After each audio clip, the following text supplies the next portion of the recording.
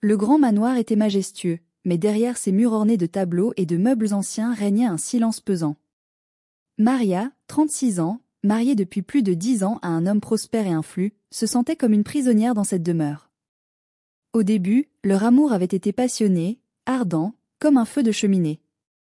Mais, avec les années, il s'était réduit à de simples braises, froides et teintes.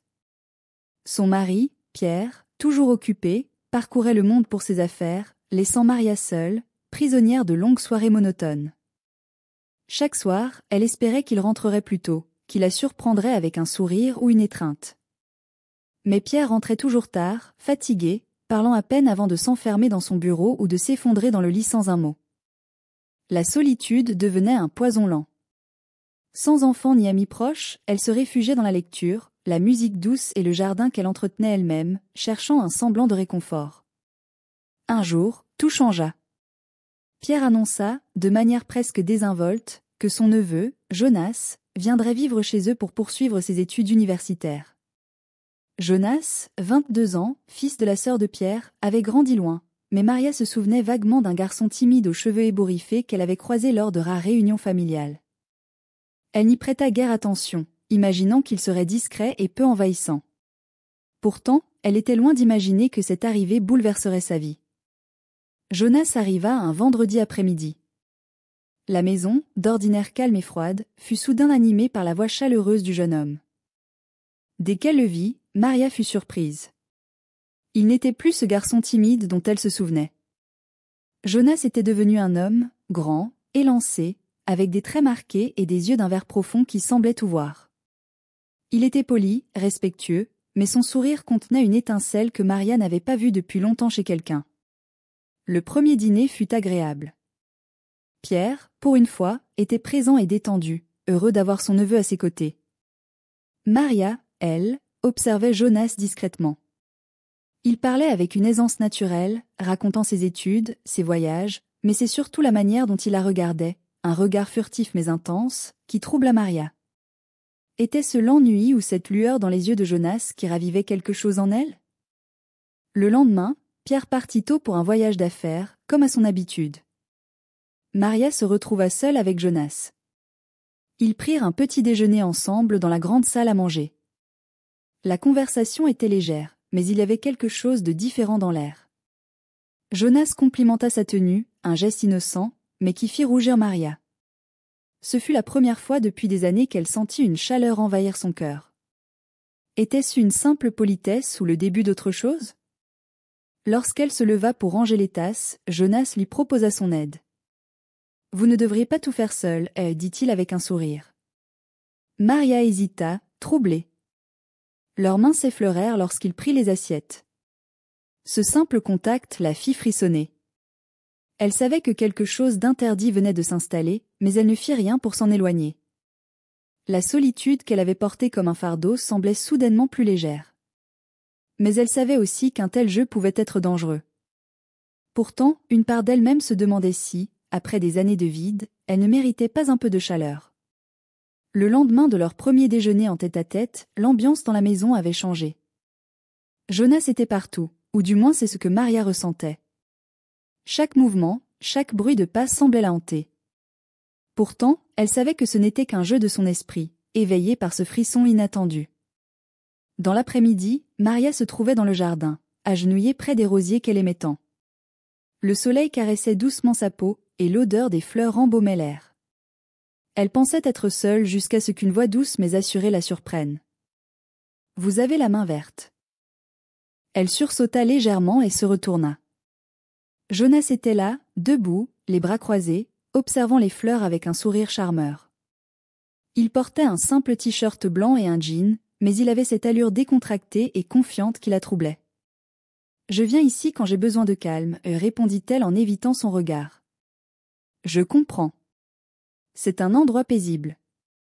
Vous êtes vraiment passionné par ce jardin. » Il s'accroupit à côté d'elle, effleurant presque son épaule. Maria sentit son cœur s'accélérer, mais elle tenta de garder son calme.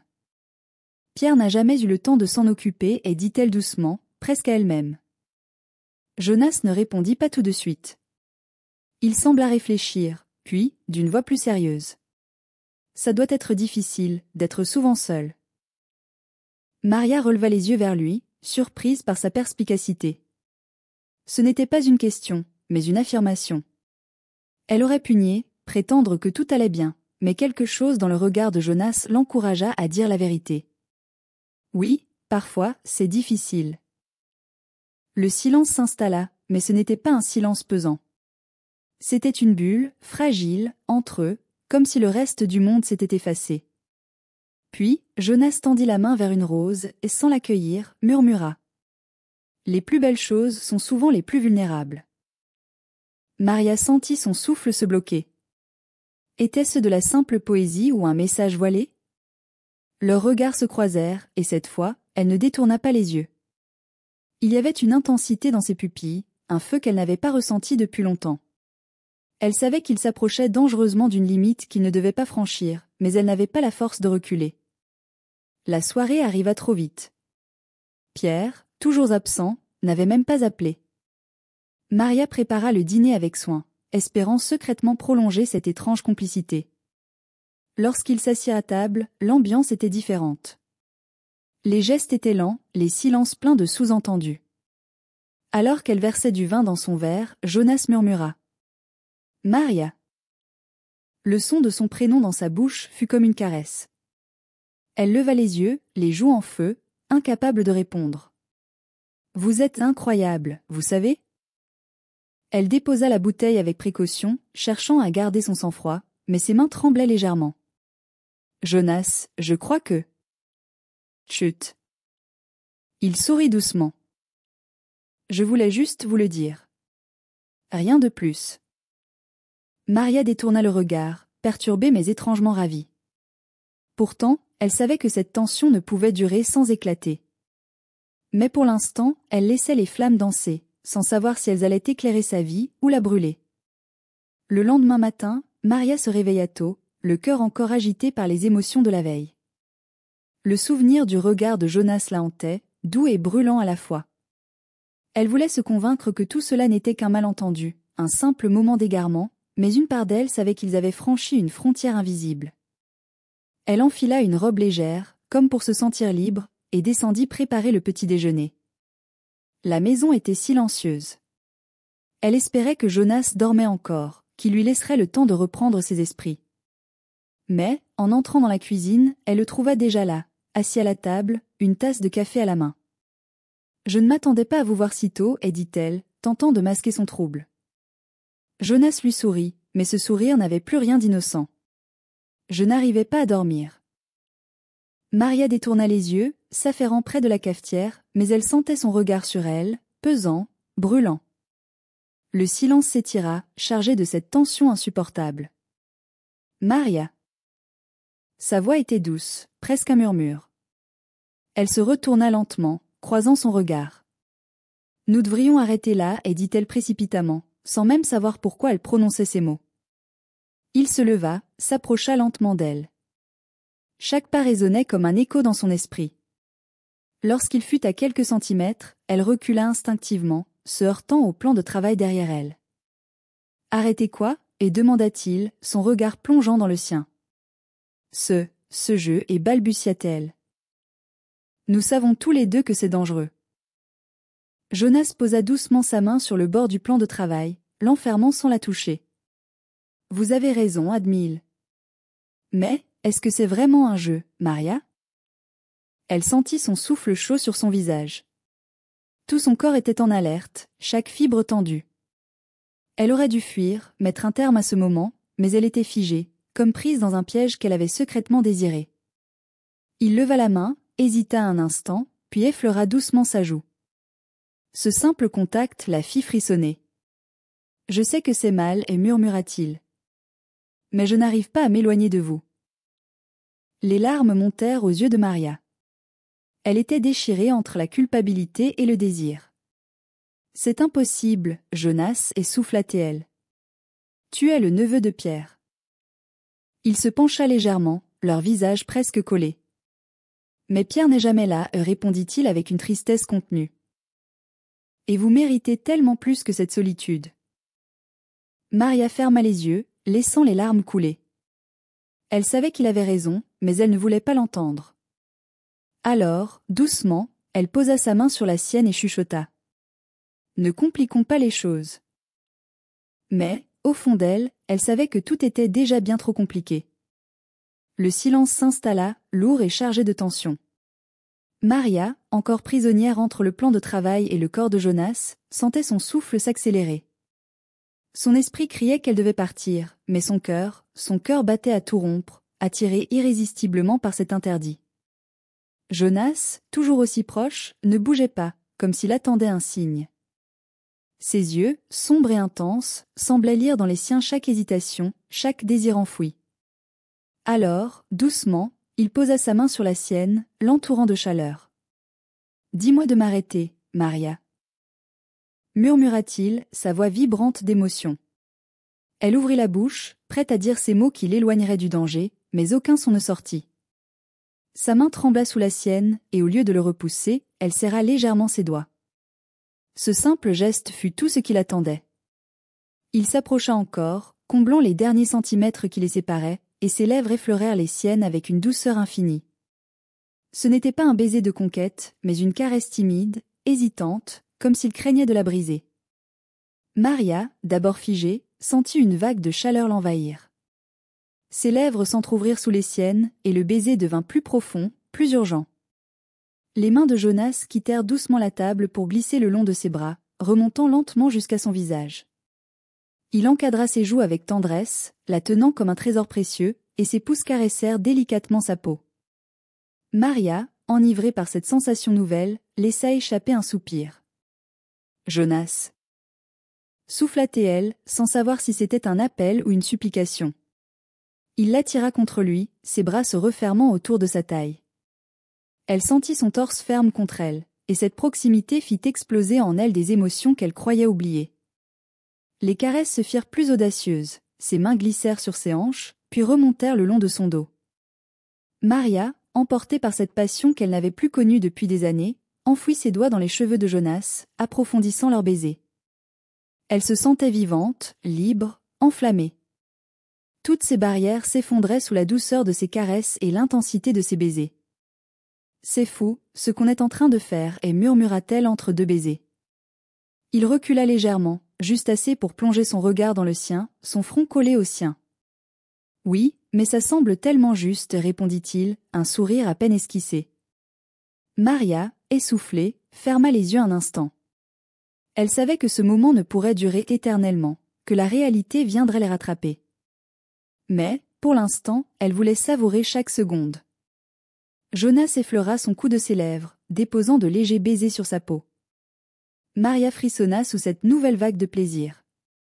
Ses mains, d'abord hésitantes, se firent plus assurées, caressant son dos, explorant chaque courbe comme si elle était une œuvre d'art. « Dis-moi que tu le veux aussi. » murmura-t-il contre son oreille. Maria ouvrit les yeux, le regard brillant d'émotion. « Je le veux. » répondit-elle, dans un souffle, laissant enfin tomber ses dernières défenses.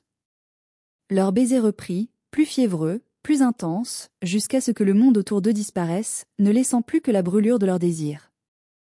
La maison baignait dans un silence complice, chaque recoin semblant se fondre dans l'intimité naissante entre Maria et Jonas. Les minutes s'étiraient, et pourtant, pour eux, tout semblait s'accélérer. Leur respiration s'entremêlait, et l'espace qui les séparait avait disparu. Jonas glissa ses mains le long des courbes de Maria, la tenant contre lui comme s'il avait peur qu'elle disparaisse. Chaque contact était doux, presque révérencieux, mais chargé d'une passion qu'aucun des deux n'osait plus refouler. Ses lèvres traçaient une ligne brûlante sur son cou, explorant sa peau avec une lenteur torturante. « Tu es sûr ?» murmura-t-il contre son oreille, la voix rauque d'un désir contenu. Maria ne répondit pas avec des mots. Ses doigts serrèrent un peu plus fort sa chemise, et elle attira son visage à elle, l'embrassant avec une intensité désespérée. Elle n'avait jamais ressenti une telle urgence, un tel besoin de se perdre dans l'autre. Ils reculèrent lentement jusqu'au salon, leurs pas maladroits, comme s'ils dansaient un ballet interdit. Jonas la fit basculer sur le canapé, ses yeux brillants d'une tendresse mêlée de désir. Il s'installa au-dessus d'elle, effleurant son visage du bout des doigts, mémorisant chaque trait, chaque courbe. Tu es magnifique, essouffla-t-il, les yeux plongés dans les siens. Maria, émue, sentit ses joues s'embraser. Elle passa ses mains dans ses cheveux, savourant la sensation de sa chaleur contre elle. C'était insensé, dangereux, mais elle ne voulait plus réfléchir. Elle voulait simplement exister dans cet instant. Les vêtements tombèrent lentement, un à un, chaque morceau retiré avec une délicatesse infinie, comme un secret dévoilé à demi-mot. Les caresses devinrent plus audacieuses, plus pressantes, et chaque frisson, chaque soupir renforçait leur connexion. Jonas déposa des baisers sur ses épaules, ses lèvres traçant un chemin de feu jusqu'à sa clavicule. Maria arqua légèrement le dos, se perdant complètement dans ses sensations. Ses mains parcouraient son corps avec une attention particulière, comme s'il cherchait à la découvrir entièrement, à la posséder pleinement. Jonas. Gémit elle, la voix brisée par l'émotion. Il répondit par un baiser profond, leur corps se mouvant en parfaite harmonie. Chaque geste, chaque murmure portait en lui la chaleur d'une passion longtemps contenue. Les barrières s'effondraient, et l'interdit devenait leur unique réalité. Le temps s'effaça. Ils se laissèrent emporter par la vague de désir, leurs corps s'unissant dans une danse enflammée. Chaque mouvement était une promesse silencieuse, chaque soupir une déclaration muette. Ils ne pensaient plus à Pierre, au monde extérieur, ni aux conséquences. Quand leurs corps se calmèrent enfin, Maria resta blottie contre lui, la tête posée sur son torse, écoutant les battements rapides de son cœur. Le silence, cette fois, était doux, paisible. Mais une ombre flottait déjà au-dessus d'eux, le poids de l'interdit menaçant de briser cet instant de répit. Jonas caressa doucement ses cheveux, murmurant. On ne peut plus revenir en arrière. Maria ferma les yeux, une larme solitaire glissant sur sa joue. Je sais. Mais je ne regrette rien.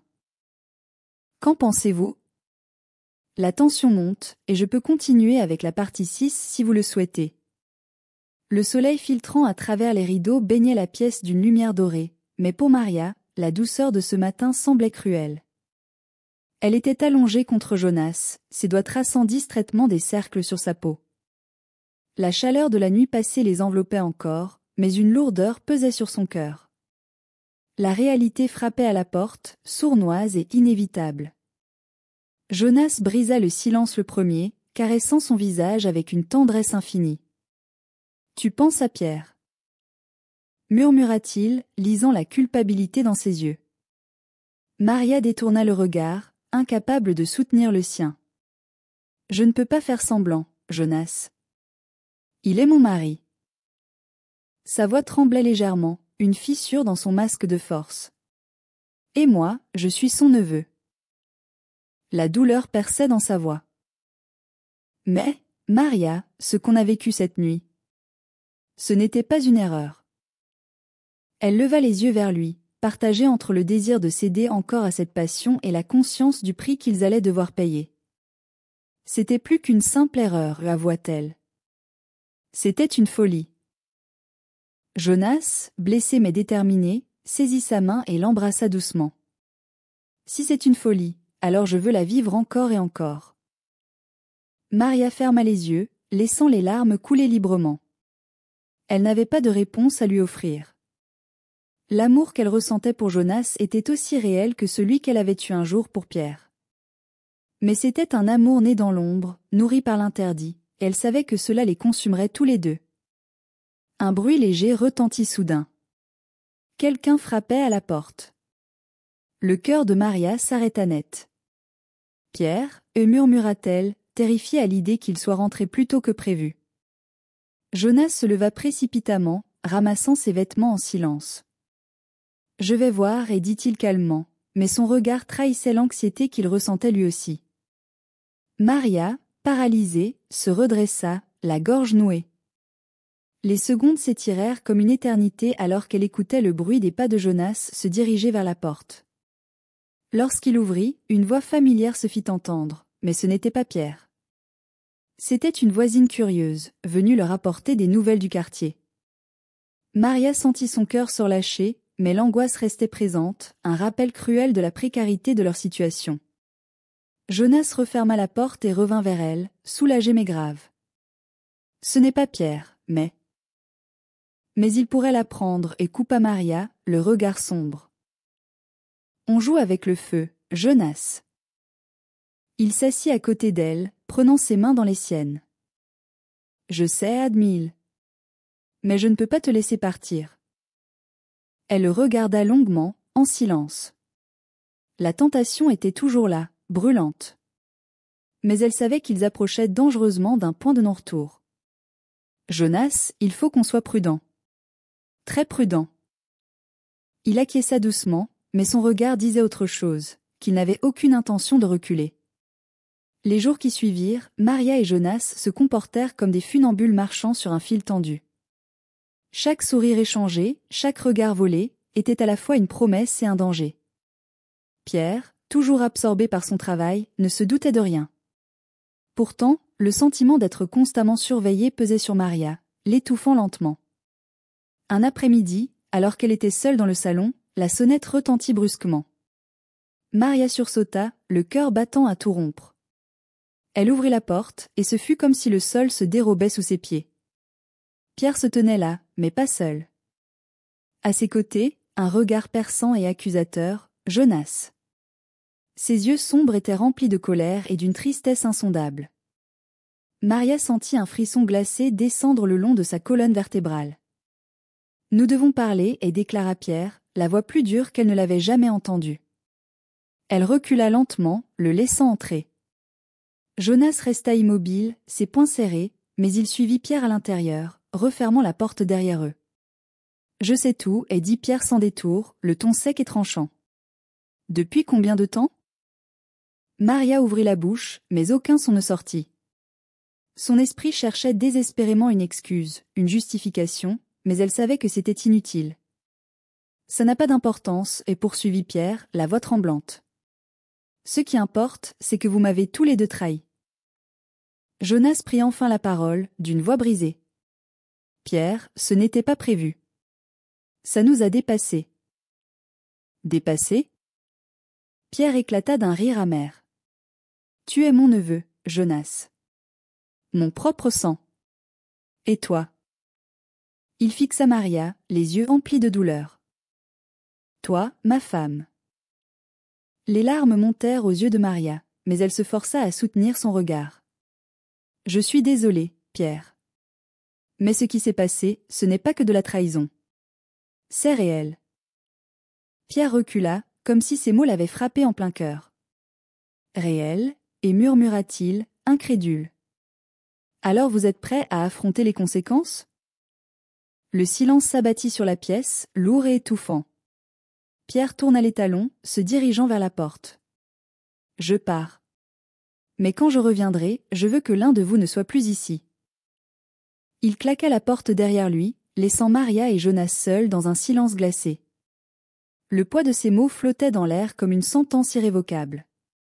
Maria, tremblante, s'effondra sur le canapé, les larmes coulant librement. Jonas s'agenouilla à ses côtés, la prenant dans ses bras, mais elle se dégagea doucement. « C'est fini, Jonas, » et murmura-t-elle. « On a franchi la ligne et il n'y a plus de retour possible. » Il la fixa, blessé. « Tu regrettes ?» Elle secoua la tête, les yeux rouges. « Non, mais je ne peux pas tout perdre pour ça. » Le silence retomba. Jonas comprit, sans qu'elle ait besoin d'ajouter un mot. Lentement, il se leva, attrapa ses affaires et se dirigea vers la porte. Avant de sortir, il se retourna une dernière fois. « Je t'aimerai toujours, Maria. » Puis il disparut, la laissant seule avec son chagrin et les souvenirs brûlants de leur amour interdit. L'interdit attire, mais détruit. Ce récit montre à quel point la passion peut être dévorante lorsqu'elle est interdite. Pourtant, ce type de relation, aussi intense soit-elle, est souvent voué à la souffrance. La tentation peut offrir une chaleur éphémère, mais elle laisse des cicatrices profondes. La trahison brise la confiance. La confiance est le fondement de toute relation, et lorsqu'elle est brisée, il est presque impossible de la reconstruire. Pierre, trahi par sa femme et son neveu, incarne cette douleur profonde que la trahison engendre. Les choix ont des conséquences. Chaque décision, surtout lorsqu'elle est guidée par le désir, a un prix. Jonas et Maria ont cédé à la passion sans penser aux répercussions, et les conséquences ont été inévitables et douloureuses. L'amour ne suffit pas toujours. Parfois, l'amour n'est pas assez pour surmonter les obstacles ou réparer les dégâts. Maria et Jonas s'aimaient, mais cet amour était né dans la trahison, condamnant leur relation à l'échec. La culpabilité est un fardeau lourd. Le poids de la culpabilité a rongé Maria dès le début. L'amour passionnel peut sembler enivrant, mais lorsqu'il est entaché par l'interdit, il devient une source de douleur constante. Conseil final. Les émotions, aussi puissantes soient-elles, doivent être confrontées à la raison. Céder à une passion destructrice peut apporter des moments d'euphorie, mais ces instants sont souvent suivis de regrets.